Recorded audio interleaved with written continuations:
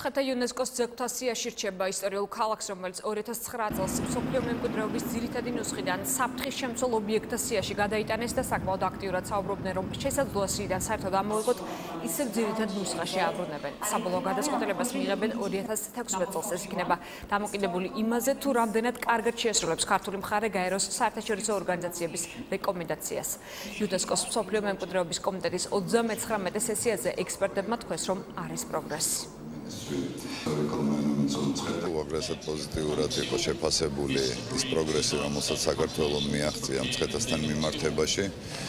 ყველა იმ რეკომენდაციის გათვალისწინებით, რომელიც მსოფლიო მემკვიდრეობის ცენტრმა მისცა ჩვენს ქვეყანას, გადაწყვეტილებაში ჩაიწერა, რომ მე-40 სესიაზე 2016 წელს მცხეთა ამოღებული იქნება საფრთხის ქვეშ მყოფი მსოფლიო მემკვიდრეობის ძეგლების სიიდან.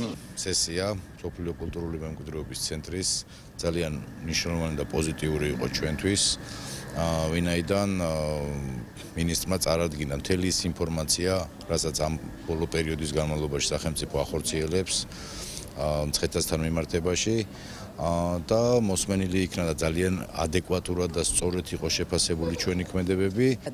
გადაწყვეტილება განხილული და მიღებული იქნა მას შემდეგ, რაც შევხვდით საქართველოს კულტურისა და ძეგლთა დაცვის მინისტრს, რომელმაც თქვენი მთავრობის მიერ მიღებული გადაწყვეტილებებისა და ბოლო დროს გადადგმული ნაბიჯების შესახებ ბევრი პოზიტიური მესიჯი გააჟღერა. მრჩეველთა წევრებისა და მსოფლიო მემკვიდრეობის ცენტრის მიერ აღნიშნული ქმედებები დადებითად შეფასდა.